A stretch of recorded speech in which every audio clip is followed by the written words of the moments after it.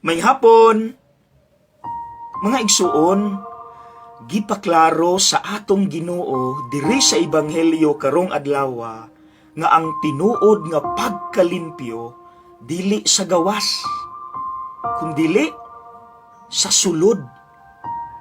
Maunang diri sa ebanghelyo misuggest ang atong Ginoo. Akong basahon ha. Ihatag ang anaa sa inyong mga tasa ug plato ngadto sa mga kabus ug mahinlo ang tanan alang kaninyo. Kanang paghatag mga igsuon nga gi-require sa atong Ginoo nga atong buhaton sa in English dili lang na generosity, naapay mas lalom ana di arao charity. Mauning tulo ang atong buhaton. Pahatagon man tas Ginoo, sumao na ni. Sige. Number 1, charity in word. Abi ninyo mga igsuon, kana di ay pulong nga mugawas sa atong baba, mas hait pa na kun makasamad kaysa sa pinakahait nga kutsilyo o espada. Mas maayo pag masamad tag kutsilyo kay maayo pa. Pero makabuhi gani kag sakit nga pulong ang samad. Kung dili manggali maayo, dugay kaayong maayo.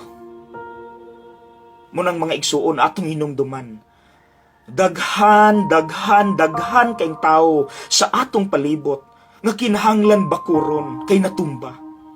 So dapat ang mugawa sa atong baba motivating, makadasig, maka-inspire, encouraging.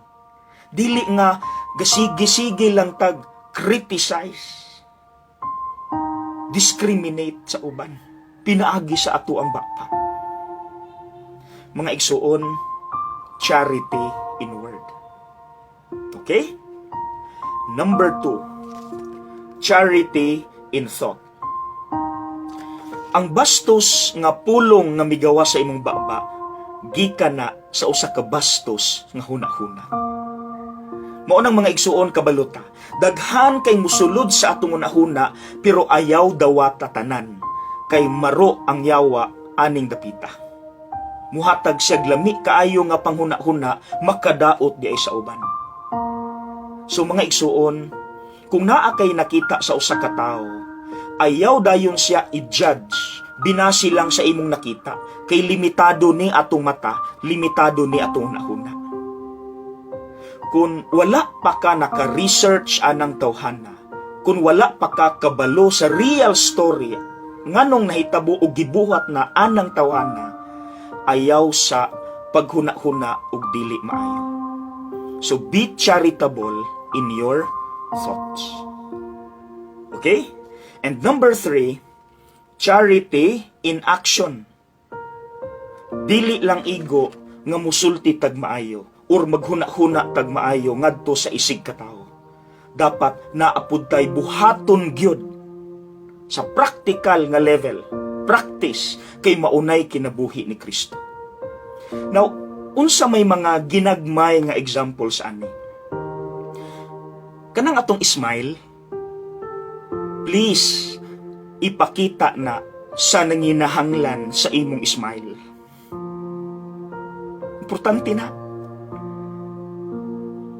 Dayon mga igsuon, kana bitong naa kay kaistorya nga nagpadayag sa iyahang mga prinsipyo, mga pagbati, bisag unsa na ka negative. Paminawa. Ayaw sungaga kay mao na iyang gikinahanglan. Dili sungagon kun dili paminawa lang.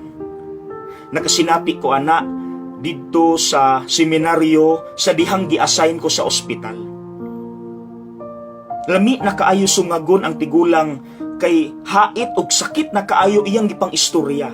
Sakit na kaayo, hait kaayo, dautan kaayo iyang giistorya. Pero human yag istorya tanan, ni kalma siya kay akong gipaminaw. Maura dayto iyang gikinahanglan. See? Og ikatulo, kanang musimba ka, dili lang unta na para sa imong kaugalingon. kundili sa imo pong pagsimba na ay usa ka tawo nga buhi, dili lang patay. Because most importantly, ang kalag sa buhi mas nanginahanglan na nato. Nisimba ka kay naay usa ka buhi nga tawo nga kinahanglan nimong iampo. Nga kinahanglan magpatabang kas Ginoo para aning tawhana nga mabago, mausap. Tulo lang na, daghan pa kay tang mahimo nga charity in action. So mga igsuon, ayaw kalimti ning tulo. Okay? Malimpyo ta, pinaagi ani. Tinuod nga pagkalimpyo gyud. God bless!